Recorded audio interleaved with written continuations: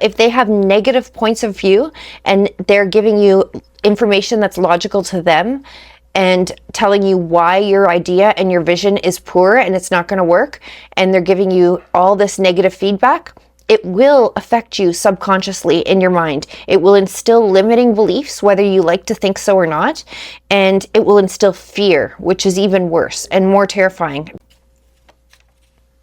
Hello, I am back. So I am here today to talk to you about two very important things that you should never share and never ever give away. One being your energy, and your energy is the most important because it's your most valuable and precious resource. And I'm going to explain to you why. We're going to get into that. The second one is going to be your vision, and your vision being your goals, your vision, your purpose, and what you envision your life to be and what you're working towards. And we're going to get into that too. But we're going to start with your energy and why it's your most precious commodity and why you have to hold on to it and protect it and guard it, because it encapsulates your mind, body, and your soul. Okay. So it's physical, emotional, and spiritual. Your energy can be divided up into those three categories. Okay. So we're going to talk about how energy can drive you forward. And this is why it's such a precious commodity. It can drive you forward. It can make difficult tasks seem easy. It can make easy tasks seem impossible if you're low on energy, if you're losing your energy. Okay? It can drag you down, or it can propel you towards your goals, towards achieving everything you've worked for, everything that every challenge you have fought through, and everything you've accomplished. Your energy is the resource that got you there. Okay. So you want to keep your energy in the positives and not let it dip into the negatives. And the problem with sharing it and giving it away is that there are people who will constantly focus on problems instead of solutions, and they will talk to you about their problems. They will talk to you about your life versus their life. They're comparative. They'll make you feel like you need to do something, or that you're in debt to listen to them. You owe them, whether it's a friend, a family member, it could be anybody, but they're energy suckers. Okay. They're energy suckers, which makes them soul suckers, because again, energy is physical, it's emotional, and it's spiritual. Okay. So they are soul suckers. And it's an awful thing to say, but it's true. And I'm not saying not to give an ear to somebody who doesn't ask for one every day, or who's going through a particularly critically hard time, and you're aware of this. I'm talking about the people who every small challenge in their life, they need to complain about it. They need to call, they need to reminisce about it and remunerate on it and just go on about the problems. They're not solution focused, they are problem focused, and they are dragging you down, because you'll come up with solutions and give them ideas and positive reinforcement and encouraging them. And that is you giving away your emotional energy. And these are all interconnected, okay? So if you give away enough emotional energy, your cup starts getting into the negative if you give enough away. And it affects you physically. It makes you physically exhausted. And whether you recognize it or not, it'll make your sleep crappy. It's spiritually exhausting to give somebody your best and advice that you know is valuable, will help them change their life, will help them solve their problems, only to hear them say, oh, but, and go back to their original problem again and not take your advice and not improve their situation. And all they're doing is calling you to dump negative energy on you, which in turn sucks your positive energy away. It starts tipping the scale. Okay. You're holding on to more negative energy than you are positive. Okay. And that is particularly because these people are soul suckers, and whether they know it, they don't even know it. That's just how they are. They see negative. They don't see positive. They're not solution focused. But again, you always have to think of the scale, and you have to have more positive in your cup than you have negative holding on to you, or else it starts seeping into those other aspects, whether it be emotional, physical, or spiritual. It'll start dipping into those areas, and you'll start having that negative energy. And again, remember, your energy is what helps you solve problems. It helps you propel yourself forward. It helps you manage challenges, or it makes simple tasks hard. It drags you down. It makes you exhausted. It makes you emotionally unstable or incapable of seeing your way through problems on your own and your own issues in life. Energy is a very precious commodity and a very valuable resource. And I argue that it's the most important one that you've got. So protect it with all of your heart and soul, okay? Don't answer that phone when it's the same person that is going over the same problems with their boyfriend or girlfriend, or the same complaints with somebody at work and the same challenges, when they don't take your advice, they don't improve their situation, and all they're doing is calling to deplete your energy, because as they deplete it, they're taking it from you, and it gives them some sort of validation to be able to bring somebody else down with them. And misery loves company, okay? So that's all I have to say about that. Now, energy also with regards to time. So you have to focus on having the boundaries and the ability to be able to say no to people. Because if you are overcommitted and you're overextending yourself, and you're giving energy away here and here and here, and let's say that was like $100 bill, and now you've given 20 bucks here and here and here, like, what are you left with? And eventually you're going to be left with less than 50%. So now you're down to less than half of what your 100% energy that you work hard to keep yourself at. Like, you work hard to motivate yourself and keep yourself positive, and to have a positive mindset, and to be solution oriented, and to solve problems and to manage them, and be in an ideal headspace, an ideal emotional and spiritual space and place. And you work hard for that. And giving away your energy, whether it's with time or with emotional effort, such as the previous examples I gave with like someone who keeps calling you with their problems, that's giving it away emotionally. But giving away your time, your physical energy as well, that is equally as dangerous, and it's going to put you in a negative energy balance, okay? So all three forms of energy make it hard. It makes it hard to remain in balance if you're giving it away to everybody. You have to you have to be nourishing yourself and avoiding things that are depleting you. You have to be able to whatever you are going to give out when it comes to physical energy, as in like, if you're overcommitted, you're committing to things, you're committing to spending time doing things.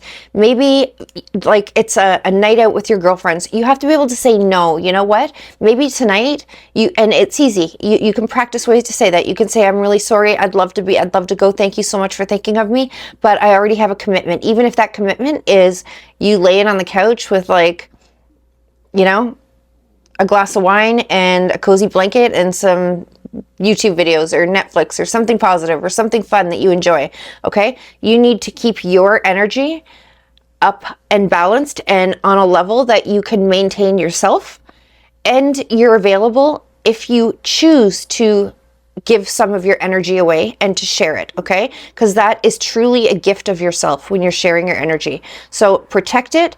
If you're sharing it, be very selective who you share it with, and be very selective in the circumstances under which you're going to give it away and share it, because you have to keep yourself in balance, that's all. And you don't want to end up in the negative energy flow, because then you start being incapable of propelling yourself towards your own goals, towards your own vision, towards your own mission, and your daily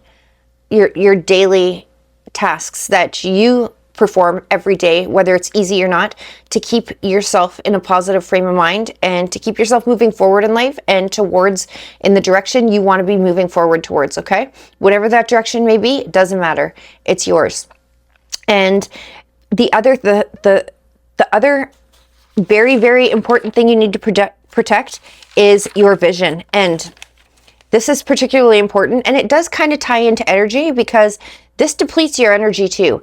But vision is another thing. Whatever your vision is, maybe your vision is starting your own business, or your vision is going back to school, or your vision is having another child, or whatever it is, it doesn't matter. You keep your vision to yourself until it's time to share it, till it's done, till it's complete, because all you're going to get is other people's opinions, and other people's opinions they're going to believe are based on logic, and they're going to be negative. Okay, people always want to crap all over your good ideas and your ideas, and if it's come to you and you've thought of it, and you've thought of it to the point where you've made the plan where you want to do something and move forward with it, then it's come to you for a reason. Okay, it's part of the plan. It's meant for you. Okay, so you need to grab onto it and keep moving forward. And when you share it, people will try to tear you down and to give you reasons. And again, these are problem people. These are people that are not solution focused. They're going to come up with all the problems and all the reasons why your idea isn't going to work. And they're going to believe it's based on logic. And the problem is with logic is that logic is subjective. So it might be logical. Everything they're saying might be logical to them, okay? But what's logical to them doesn't necessarily mean it's factual and it's real. So let me give you a couple of examples, for instance. So it would be logical for you, grocery shopping, let's say. It would be logical for you to hit up the grocery store on your way home from work, okay? That is logic. And this is an example of why logic is subjective.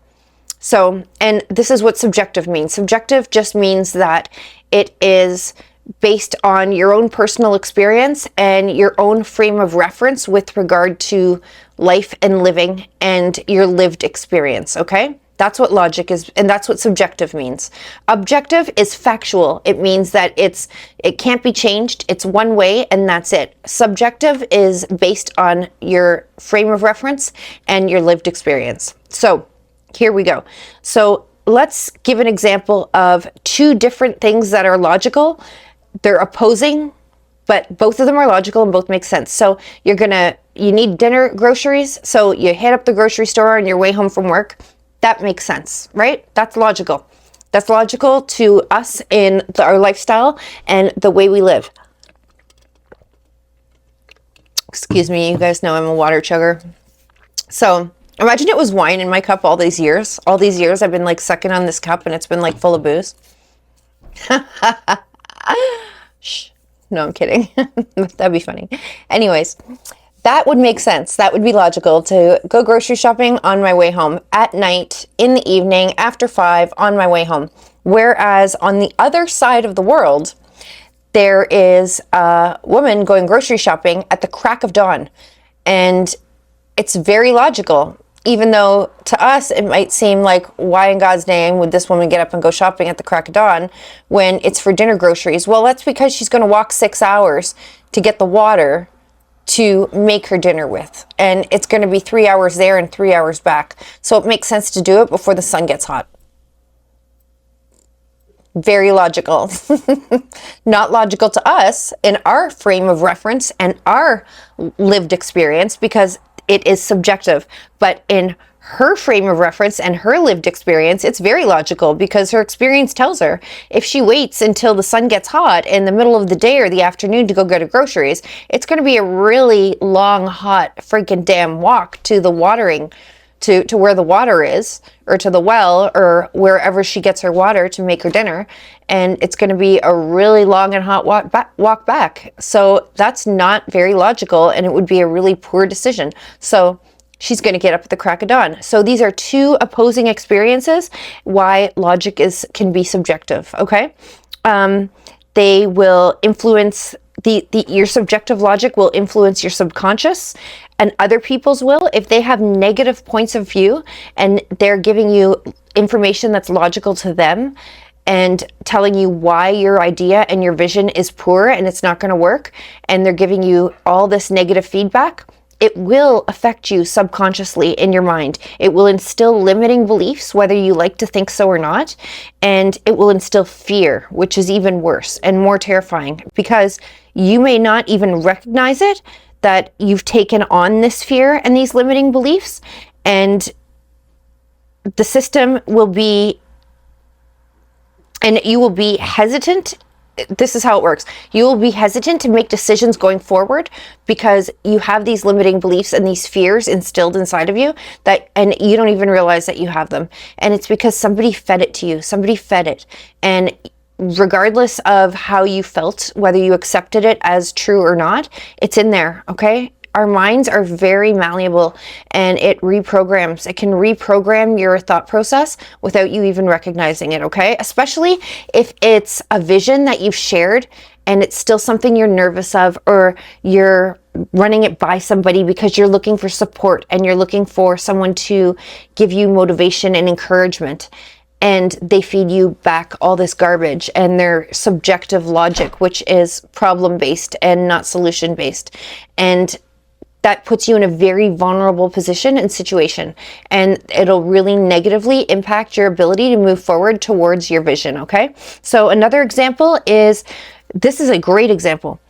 There are generations, our older generation, the way to be successful in life was to get out there, go door to door, and beg for a job, and work, whether it be in a factory or a store or do whatever, until, this are my parents' generation, until you were having children and you were married, and then you'd raise your children and keep working, and you might work your way up.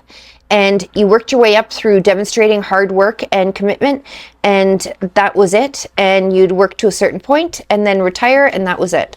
And then the next generation came along, and this was more my generation, where the path to success was you finish high school, you would be working part-time, saving money, you would go off to university or college, you would get yourself a degree, and there was a frame, a whole time frame of your life mapped out for you. You'd go off to university, chances are you would meet someone who would end up being your partner, and then you would end up engaged, and you would graduate and then get engaged, and you would find a career in your field where you went to university, and you would get married and then have children and take mat leave and then go back to work or be a stay-at-home mom.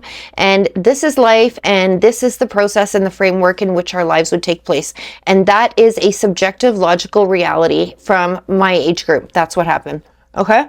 Not so much my age group, but a little bit older than mine. Mine is kind of straddling between that and what's going on now, which is that university used to be the cornerstone of success. So your degree was the cornerstone of success. Whatever your degree was, you graduated in, you would get a career in that field, and you would work your way up in that field through hard work and discipline and your intellect, and you would maybe get a master's or a PhD, and you would move forward that way. But now, so much, it's not that way. Now, the cornerstone of success is innovation.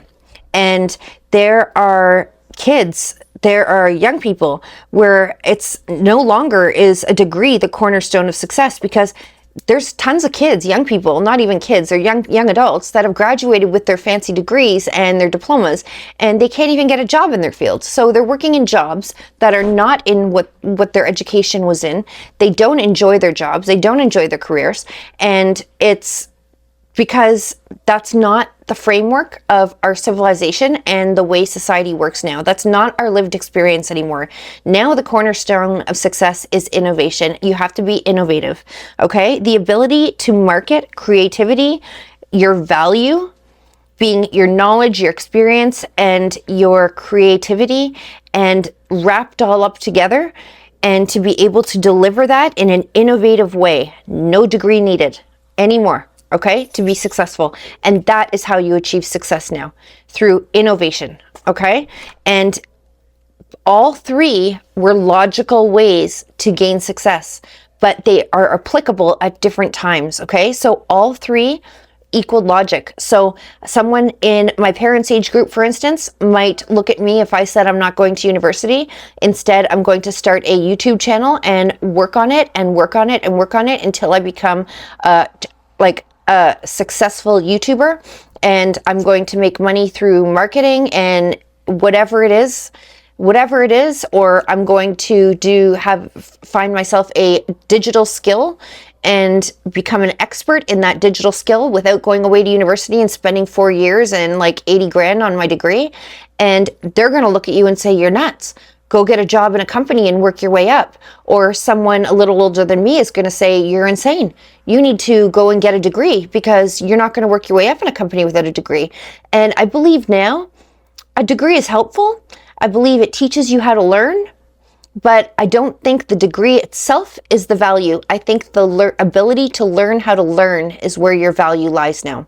And not everybody can do that on their own. Some people need that formal university, that brick and mortar, to be able to teach them how to learn. So that's when university, I think, becomes most valuable now, because you can educate yourself and be just as intelligent, just as educated, and sorry, not intelligent, it doesn't even fit in, because the most intelligent people in the world aren't educated, and some of the most educated people in the world aren't very intelligent. So they're two separate things. But you know what I'm saying. It's all about innovation now. And although all three are logical, they are subjective logic, okay? And nobody from either generation, all three generations, is going to agree on the way to become successful. Even though all have the best of intentions, they don't apply. Okay, the older generation's method of doing things don't apply, because now there's a new lived experience. There's a new framework for success, a new framework for how you live, and a new perception on lifestyle and how you get ahead and on success. Okay, and you have to, the last piece of advice I want to give you is to practice curating your environment and promoting an environment that is supportive of your own self-growth and your own motivation towards your vision. Okay, so curating your environment is both internal environment and external environment.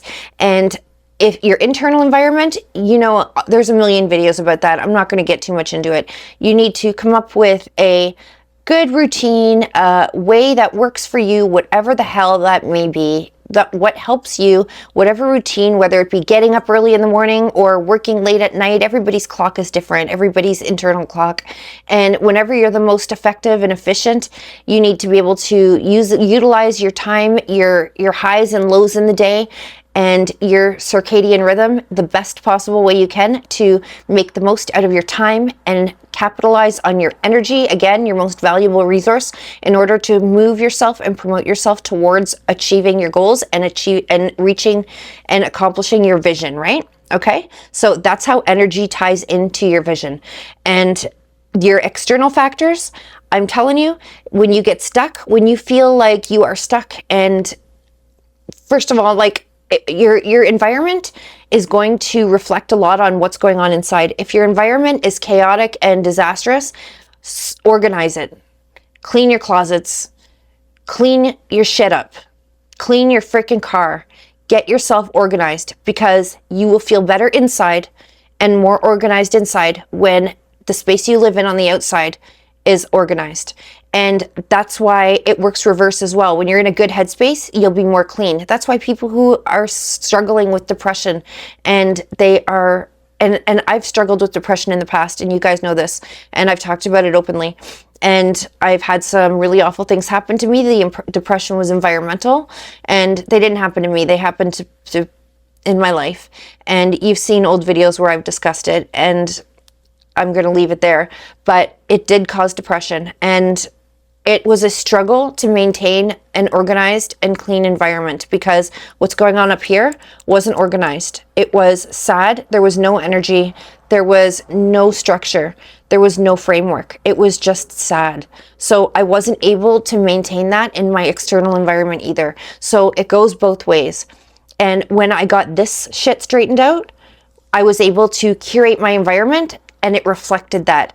And I would know if I wasn't doing so well because my environment would start not reflecting that, okay? So if I started noticing, wow, my laundry's piling up. Why haven't I done my laundry? What's going on? I have a routine for this. Then I know, you know what? I'm not doing so good. I need to take check of this and I need to pay better attention. And one way to do that was to get back on my routine on the outside, get my laundry done, get organized, get everything in order. And it would reflect back into my headspace and help my mind get organized and my spirituality and my emotional energy get back on track. And in essence, it would help me conquer a ripple of depression coming at me, okay? Because the inside, your environment affects what's going on inside, and what's going on inside impacts your environment as well. They work cohesively, hand in hand. So make sure that you are trying to maintain both. And if you're losing control of one, take care of the other really, really well. And you'll find that you'll gain control of the one you were losing control of, because they work together, okay? And the last thing is positive self-talk. Watch what you say, watch what you think about. Only talk about in your mind, think about opportunities, not limiting beliefs, limiting factors. Every time you come up with a limiting factor, think of a way to manage that. If you have a bill or a step forward, an action you can take to oppose that limitation, okay? Even if it doesn't solve the limitation, something you can do in reaction to it and response to it that will minimize its limitation and its limiting effect on you. If you have a bill come in that you can't afford to pay, you know what? Don't let it sit and build up on you. It's going to change the balance of your energy and weigh you down, and you'll have less positive energy, more negative energy. Pick up the phone, make a phone call, call the company, tell them I can't pay the bill right now. What can I do? Can I set up a payment arrangement? Do something, take action, write it down, and you will be in control again. You will stay in control. Life won't control you. Problems, challenges won't control you. You will be in control of everything, and that keeps your energy on a positive note, on a positive level, because you're still managing everything and not negative. You're not living the effects of life. Life is being affected by you and how you live. And that's the difference. And that's why you need to protect your energy and you need to protect your vision. And those are two things you don't share with people. You're very selective with who you share it with and why and when and how. And you are using it to curate your goals and your daily challenges and your daily activities and how you're going to reach your goals and achieve your vision and maintain your energy throughout the whole process and come out of it on top, like the winners that we are. And everybody that watches my channel is a winner. So, thank you for watching, guys. If you watch till the end, make sure you hit a subscribe and turn that bell on. It'll help me get my message and my channel out. I work really hard on this channel and I have been absent for a few weeks, and not a few weeks, 12 days, but I've been working very hard on other projects as well. So I have had limited time. But here I am, and I will continue to be here, and I'm never going anywhere no matter what. And I would love to start seeing my channel grow some more because it's motivating. It helps me feel and stay motivated when I see positive outcomes from my hard work and the years of hard work I've put into this channel. So I'm grateful for everyone who watches and who subscribes, and thank you so much. I'm grateful for you and I appreciate it. I hope I really give you some value. And the other thing I wanted to tell you is there is some exciting news. I am now approved as an influencer for Amazon. So I have an Amazon storefront. I'm going to put the link in the description. Make sure you visit it. Every product I have in there, it's all girl stuff right now, everybody. So it's all girl stuff, but I can tell you, and I can swear to God that everything I have on my Amazon storefront, I own. I've made videos about before. Everything that's in there, I've made videos about in the past, and you can find them if you really care to look, but they're all amazing products. I will never put anything on there that I haven't tried myself that I don't know is amazing, that you'll love, and they're worth every penny. So check out my Amazon storefront, and if you click the link, then I will get a small commission from it, which is really exciting to me because so far on my channel, I've put out so much hard work, and what I get back is motivation and advice and a lot of amazing comments and conversations with people and amazing criticisms that help me do better and change my perspective. But it's really cool that I can make a small commission if someone clicks my link and buys one of these things. So if you get a discount as well, it's a discount code. So if you use my links in the description box and buy from my Amazon store, you'll get a discount and I'll get a small commission. So it's kind of a win-win for both of us. So that's all I wanted to say. I hope you guys have a fantastic weekend, and I will see everybody soon. And thanks for sticking around and watching. Take care. Bye.